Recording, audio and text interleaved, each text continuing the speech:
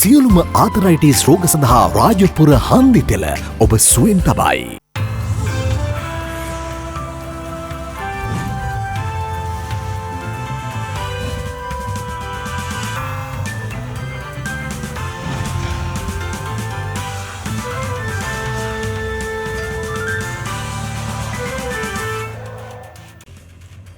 ආයුබෝවන්. යථාර්ථවාදීව ලෝකයේ දෙස බලන්නට සත්‍ය සිදුවීම් සම්පිණ්ඩනයක පුවත් දිගහැරුම ශ්‍රද්ධා රූපවාහිනී 6:30 ප්‍රධාන ප්‍රවෘත්ති විකාශය සමගින් මම ලකිඳුනුවංග ප්‍රථමයෙන් සිරස්තල.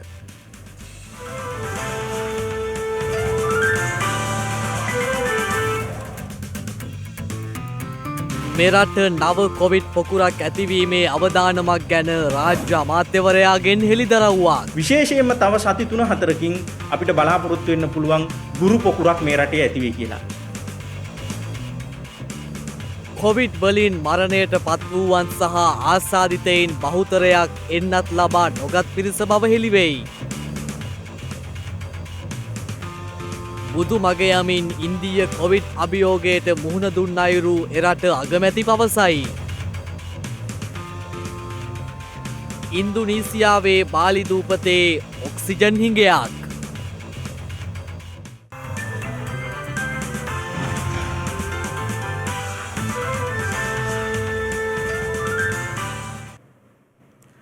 මෙරටින් දෛනිකව වාර්තා වන කොවිඩ් ආසාදිතයින්ගේ වැඩිවීමක් දැකගත හැකි බව සෞඛ්‍ය සේවා අධ්‍යක්ෂ ජෙනරාල් විශේෂඥ වෛද්‍ය අසේල ගුණවර්ධන මහතා පවසනවා. ඒ මහතා සඳහන් කළේ දැනට වාර්තා වන කොවිඩ් ආසාදිතයින්ගෙන් සහ මරණ වලින් බහුතරයක් කොවිඩ් මර්ධන එන්නත් ලබා නොගත් පුද්ගලයින්ගෙන් වන බවයි. මේ අතර ලක්ෂ 4 ඉක්ම වූ පුද්ගලයින් පිරිසකට ඊයේ එන්නත්කරණය සිදු වුණා.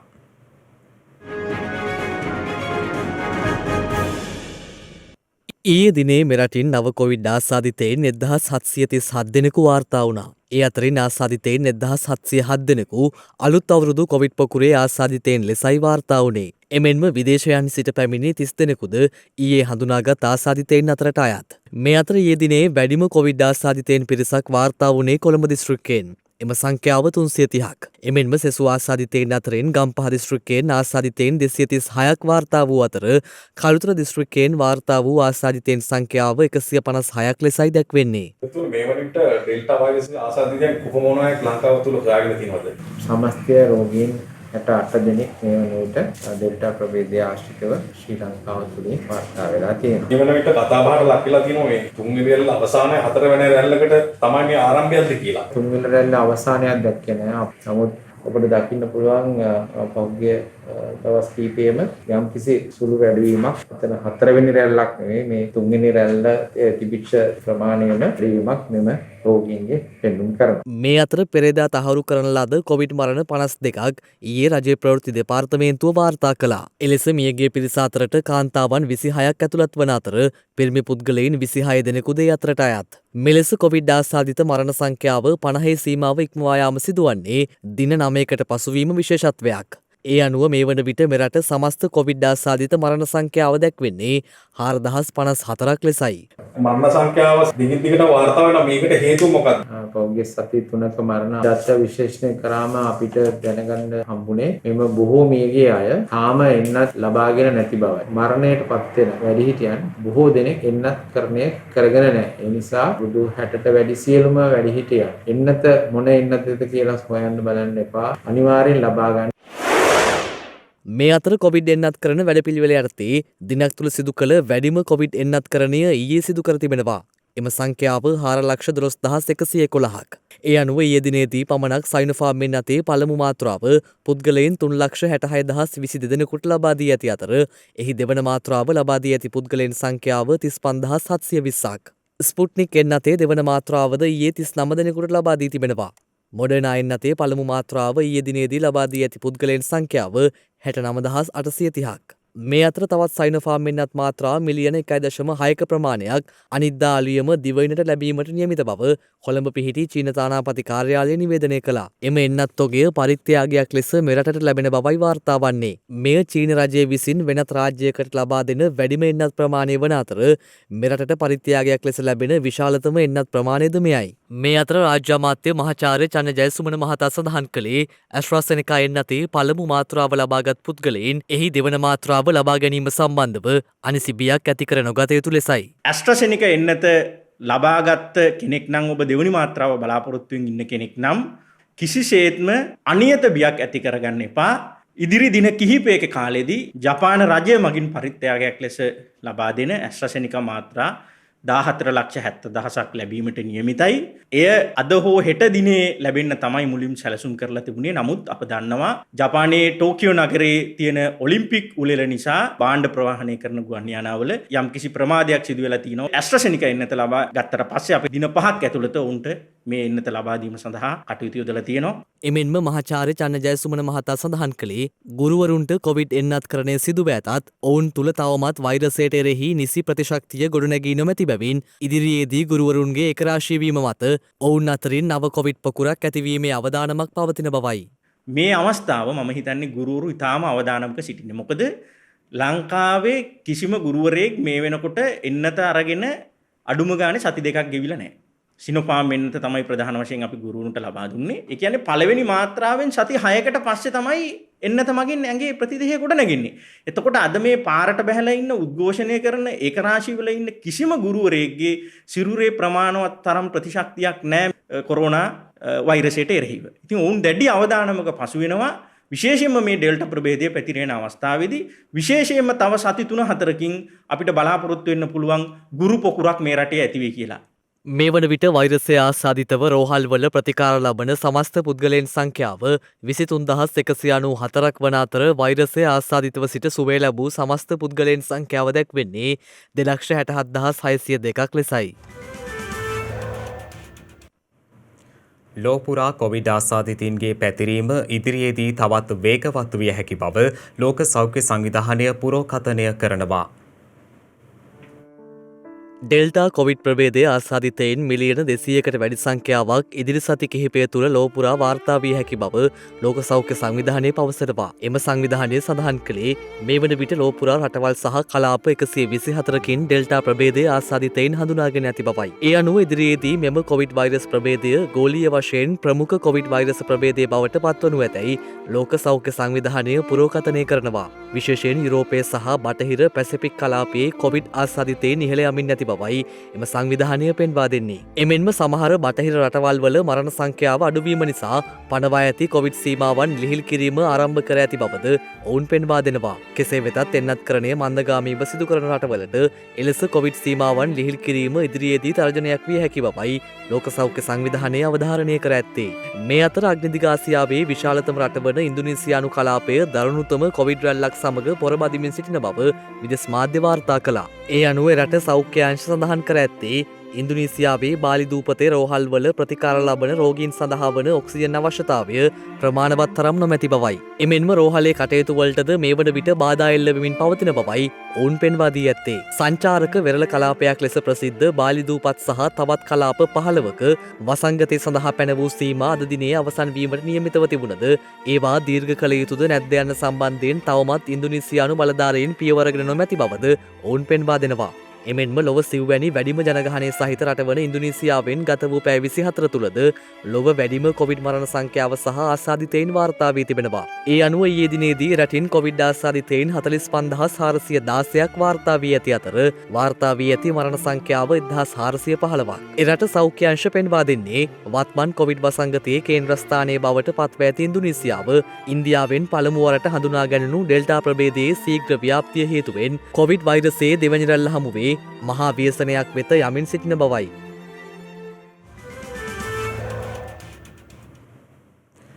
ළමයෙක් කියන්නේ රටක අනාගතය තීරණය කරන ප්‍රබල සාධකයක්. එනිසාමයි අපි ඔවුන්ව ආරක්ෂා කළ යුත්තේ. මේ දැනුවත් කිරීම ඔබේ දරුවා අපයෝජනයන්ගෙන් ආරක්ෂා කර ගැනීමට ඔබට ගත හැකි පියවර කිහිපයක් පිළිබඳව. ළමා අපයෝජනය මේ දවස්වල බොහෝ දෙනෙක් කතා බහ කරන මාතෘකාවක් බවට පත් වෙලා තියෙනවා. ඔබට මතක ඇති මීට දින කිහිපයකට කලින් වයස අවුරුදු 15ක දැරිවියක් අන්තර්ජාලය ඔස්සේ අලෙවිවීම සම්බන්ධව සිද්ධියක් වාර්තා වුණා. ඇත්තම නැහැ. අපි අද කතා කරන්න බලාපොරොත්තු වෙන්නේ මේ මාතෘකාව ගැන නෙවෙයි. ළමා අපයෝජනය කියලා කිව්වයින් පස්සේ බොහෝ දෙනෙක් හිතන කාරණයක් තමයි ඔබගේ දරුවා අපයෝජනයට ලක් වෙන්නේ ලිංගිකව පමණක් කියන කාරණය සම්බන්ධව. හැබැයි එහෙම නෙවෙයි. මම එහෙම කියන්න හේතුව තමයි ලෝක සෞඛ්‍ය සංවිධානය දරුවෙකු අපයෝජනයට ලක් වෙන්න පුළුවන් ක්‍රම 4ක් දක්වලා තියෙන නිසා. ලෝක සෞඛ්‍ය සංවිධාන දත්තවලට අනුව ළමා අපයෝජනය සිද්ධ වෙන පළවෙනි කාරණයේ විදියට ශාරීරික අපයෝජනය හඳුන්වන්නට පුළුවන්.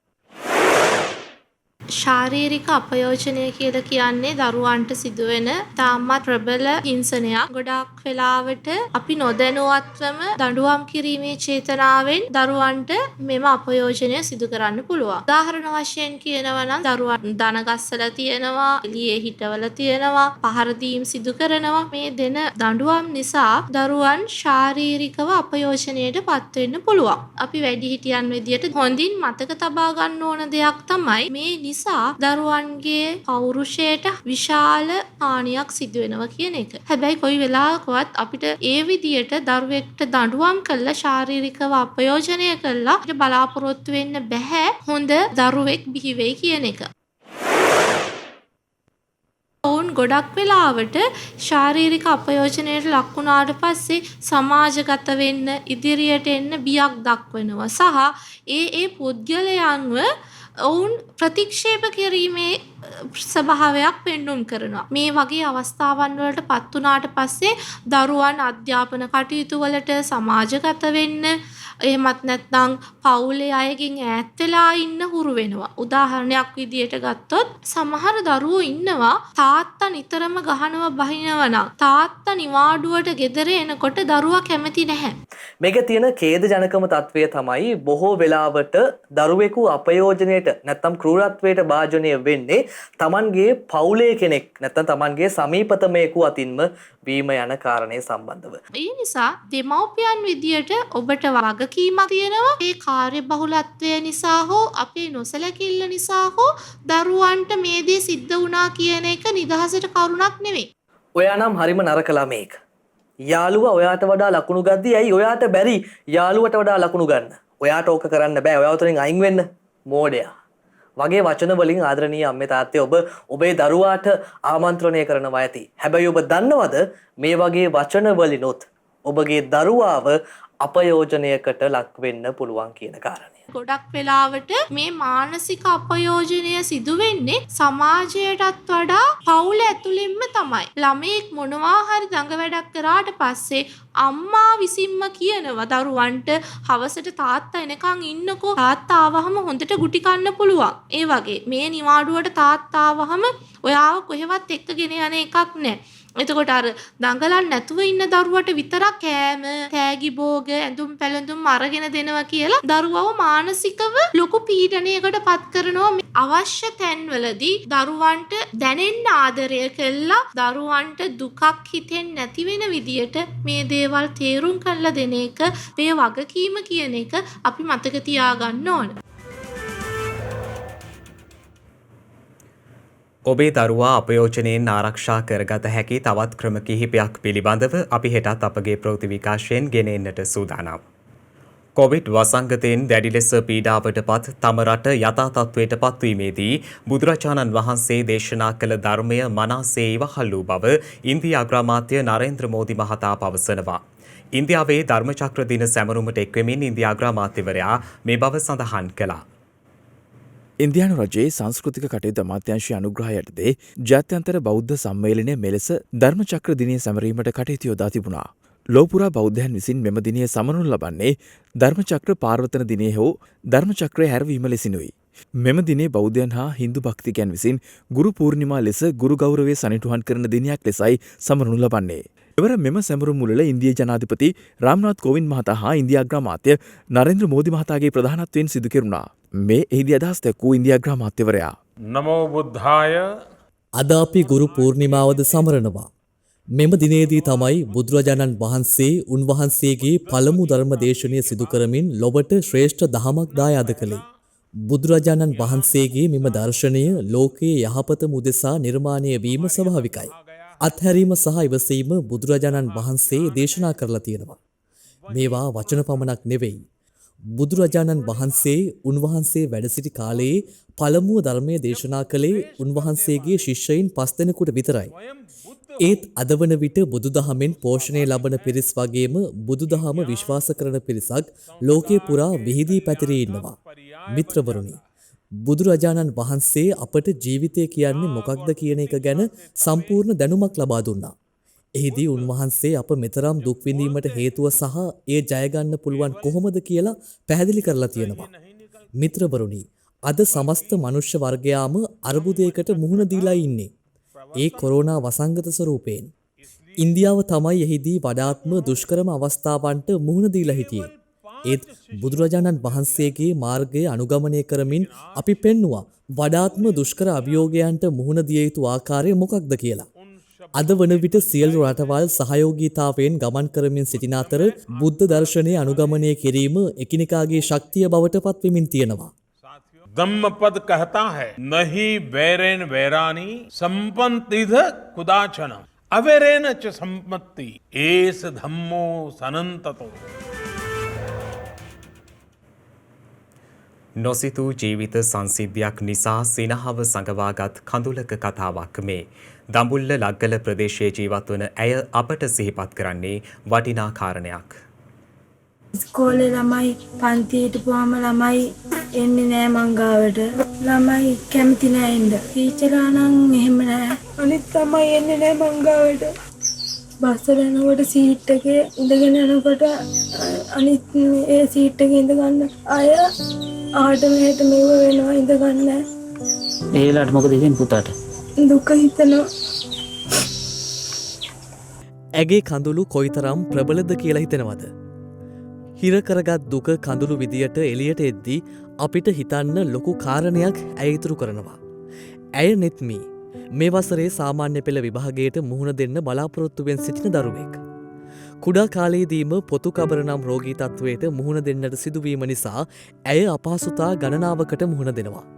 කායික අපහසුතාවලටත් වැඩියෙන් සමාජය විසින්ම ඇති කළ මානසික අපහසුතා ඇයට දරාගන්නට බැරි බව ඇගේ වචන අපිට සාක්ෂි පැවසුවා. ඇය ගෙවන්නේ දුෂ්කර ජීවිතයක්. පියා කුලී වැඩ කරමින් සොයාගන්නා මුදලින් කෙසේ හෝ ජීවන ගමන සරිකරගත්තද ඇගේ ජීවිතයේ විශාල හිදසක් ඇති බව ඇය පැවසුවේ හංගා ගන්නට වෙරදරන කඳුළුත් එක්ක. පුළුවන් තරම් හොඳ කරන්න බැලුවා ඒත් හොඳ වුණේ නෑ. පොතු ගැලවෙනවා මේවා. තෙල් ගෑවෙන්නේ නැත්නම් එහෙම සුදු පාටට මේ හිටිනවා. නෙත්මි අප සැමට යළිත් සිහිපත් කර කාරණයක් තිබුණා. ඒ මනුෂ්‍යයින් විදියට මේ ලෝකෙට ආපු අපි කෙනෙකුගේ හැඩහුරුවම් කමට කෙනෙකුගේ රෝගයකට තවත් කෙනෙක් අපහසුතාවයට පත් කරනවා නම් එතන සැබෑ මිනිසත්කම නොමැති බවයි. ජීවිතයේ අනියතතාවය දෝත දරාගත් අපි හැමෝම දවසක ලෙඩරෝගයන්ට ගොදුරු වෙන බවත් දවසක සියල්ල හැරදා මරණයට පත්වන බවත් සිහි තබා ගත යුතු නොවේද? තවකෙකු අපහසුතාවයට පත් කරනවා වෙනුවට ඔහුගේ හෝ ඇයගේ අපහසුතාවය වටහා ගන්නට හැකිනම් ඇගේ කඳුළු ඔබ නිසා සිනහනගාවි. ලෝකේ නැන්ද කෙනෙක් හරි මාම කෙනෙක් හරි ඉන්නවනම් මට මේ ලෙඩේ සුව කරලා දෙන්න මගේ එක මිල්ලීම එක. දැන් තවත් දේශීය පුවත් කිහිපයක් කෙටියෙන්.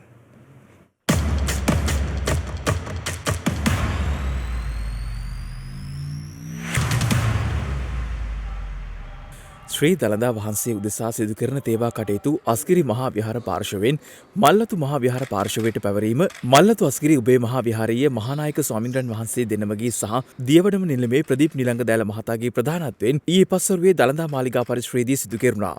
ඉංග්‍රීසි පාලන සමයේ ශ්‍රී දන්තධාතුන් වහන්සේගේ පැවති භාරකාරත්වය මහා විහාර දෙකේ මහානායක ස්වාමින්ද්‍රයන් වහන්සේ දෙනම වෙත පවරා දීමෙන් පසු ඇති කරගත් එකඟතාවන් අනුව තේවා කටයුතු වර්ෂයක් පාසා හුවමාරු කර ගනිමින් උබේ මහා විහාරයේ භික්ෂුන් වහන්සේ විසින් සිදු කරනු ලබනවා. තේවා කටයුතු පැවරෙන පාර්ශවයේ නියෝජනය කරමින් ඒ සඳහා සුදුසු භික්ෂුන් වහන්සේ පත් කිරීම සිදු කරනු ලබන්නේ අදාළ පාර්ශවයේ මහානායක ස්වාමින්ද්‍රයන් වහන්සේගේ අනුමැතිය යටතේ.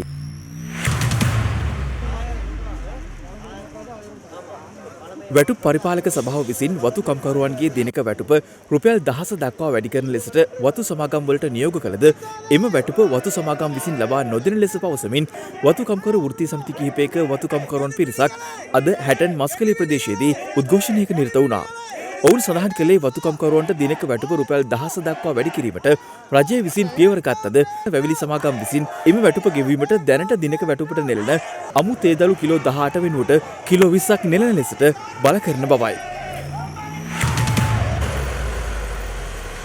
මයංගනයේ පදියතලා මාර්ගයේ කෝවිල්යාය හබරවැව ගම්මානයේ ලිඳකට අදාළියුම වනාලියක වැටී තිබෙනවා.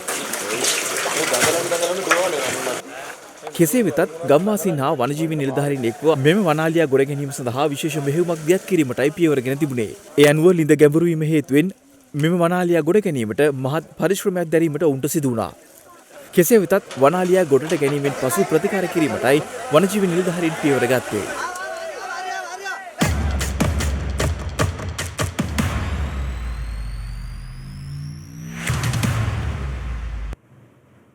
සෑම අවුරුද්දකට වරක්ම සිදුවන විශේෂ දෙයක් ගැනයි මේ කියන්න යන්නේ. ආසේ චමත්කාරය මවන අපූරු කතාවක්.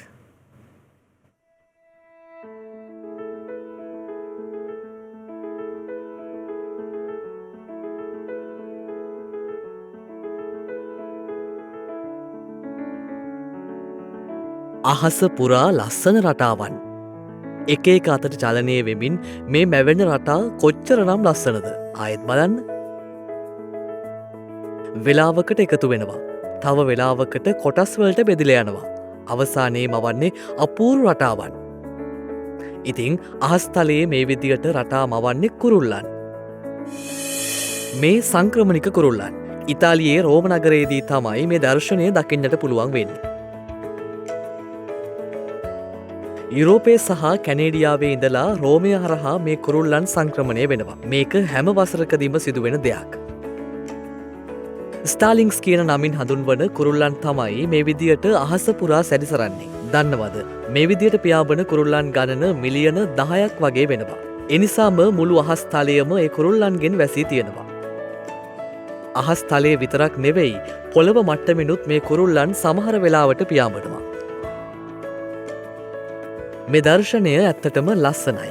ඒ වුණාට මේකේ හානිකර පැතිකඩකුත් තියෙනවා. මේ විදියට කුරුල්ලන් අහස වසා ගත්තාම හිරුවෙලිය පවා වසා ගන්නවා. පරිසරයම අඳුරු වෙනවා. ඒ වගේම කුරුල්ලන් තටු ගහනකොට පරිසරයේම ඒ ශබ්දය පැතිරෙනවා. ඒ වගේම ඒ දවස්වල මහා මාර්ගයේ ගමන් කරන පිරිසටත් වාහනවලටත් අභියෝගවලට මුහුණ දෙන්න සිද්ධ වෙනවා. මිනිස්සුන්ට කරදරයක් හිරිහැරයක් වන විදියට කුරුල්ලන් හැසිරෙනවා නම් කුරුල්ලන්ට හානියක් නොවන විදියට ඔවුන් ඉවත් කිරීමට එක එක උපක්‍රම සිදු කරනවා දකින්නට පුළුවන්.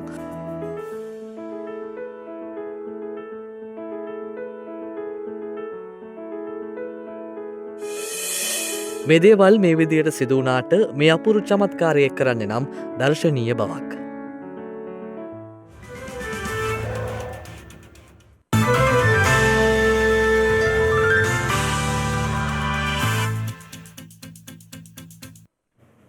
අවධානය විදෙස් පුවත් වෙත. මධ්‍යම චීනයට බලපෑ අධික ගංවතුර තත්ත්වයෙන් මිය කිය සංඛ්‍යාව ඉහළ ගොස් ඇති බව විදෙස් මාධ්‍ය වාර්තා කරනවා. මධ්‍යම චීනයේ ශෙංෂු පළාතට බලපෑ ගංවතුර තත්ත්වයෙන් මියගිය සංඛ්‍යාව 51ක් දක්වා ඉහළ ගොස් තිබෙනවා. විදෙස් වාර්තා සඳහන් කළේ තවත් පුද්ගලයන් කිහිප දෙනෙකු වතුරුදංව ඇති බවයි. අධික වර්ෂාව සමග ඇති වූ ගංවතුර තත්ත්වය හමුවේ ෂෙංෂුයි උමං දුම්රිය මාර්ගයේද ජලයෙන් යට වී තිබෙනවා. ෂෙංෂුයි පදිංචිකරුවන් ලක්ෂ 2කට ආසන්න සංඛ්‍යාවක් ආරක්ෂිත ස්ථාන කරා යොමු කර ඇති බවයි එරට මාධ්‍ය වාර්තා කළේ. එමෙන්ම විදෙස් මාධ්‍ය වාර්තා කළේ අධික වර්ෂාවත් සමග එම ප්‍රදේශවල කුණාටු තත්ත්වයක්ද හටගෙන ඇති බවයි. ඒත් සමග ඇති වූ නායාමක් හේතුවෙන් එරට හෙනන් පළාතේ කාන්තාවක් සහ දරුවෙකු අනතුරට ලක් වී තිබෙනවා. එහිදී සුන්බුන් අතර සිටවීම හේතුවෙන් මව මිය ගොස් ඇති අතර පැය 24කට වැඩි කාලයක් සුන්බුන් යට සිටව සිටි දරුවා සුරක්ෂිතව බේරා ගන්න ආකාරය විදෙස් මාධ්‍ය මෙලෙස වාර්තා කළා. පසුව දරුවා රෝහලට රැගෙන ගොස් ඇති අතර දරුවා නිරුපද්‍රිතව පසුවන බවයි එරට මාධ්‍ය වාර්තා කර ඇත්තේ. චීන ජනපති ෂී ජින්පින් මාධ්‍ය සාකච්ඡාවකට එක්වෙමින් පවසා ඇත්තේ ජනතාවගේ ආරක්ෂාව වෙනුවෙන් ප්‍රමුඛතාවය ලබා දීමට කටයුතු කරන බවයි.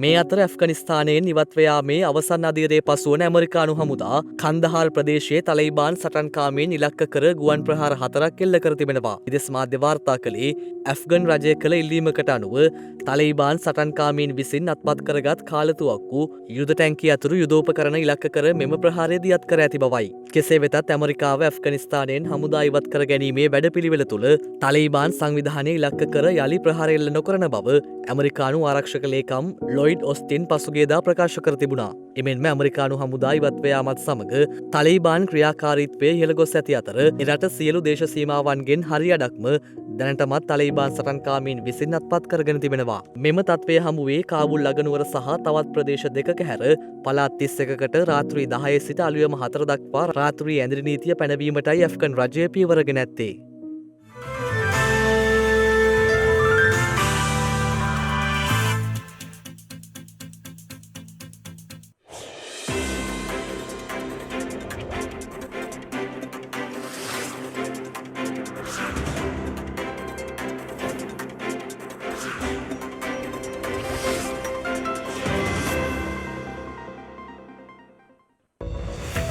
හෙට ජුලි මස 26 වනදා බ්‍රිතාන්‍ය පාලකයින්ට එරෙහිව පොදු ජනතාව විසින් සංවිධානය කරන ලද 1848 කැරැල්ලේ ප්‍රධාන නායකයා ලෙස කටයුතු කළ පෑලියගොඩ ඩේවිඩ් හෙවත් ගොන්ගාලේගොඩ බණ්ඩා උඩරට රජු ලෙස සලකා දඹුළු විහාරයේ විහාරාධිපති ගිරානේගම ස්වාමින් වහන්සේ විසින් ශ්‍රී වික්‍රම සිද්ධාපි ලෙස ඔටුනු පළඳවා ඇත්තේ 1848 ජුලි මස 26 වන දිනයි. ලොව පළමු කාන්තා ක්‍රිකට් තරගයේ එංගලන්තයේ ගිල්ඩ් ෆෝඩ් අසලදී පවත්වා ඇත්තේ 1745 ජුලි මස 26 වන දිනයි.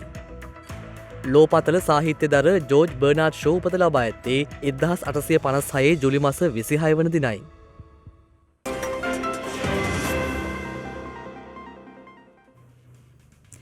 ඒ සමගින් ශ්‍රද්ධා ප්‍රධාන ප්‍රවෘත්ති විකාශය නිමාවට පත්වනවා. හමුවෙමු හෙටත් සවස 6:30ට. තෙරුවන් සරණයි. නමෝ බුද්ධාය. මෙවැනි වැදගත් පුවත් නැරඹීම සඳහා ශ්‍රද්ධා TV News YouTube චැනලය සබස්ක්‍රයිබ් කර සීනුව සලකුණ වන්න.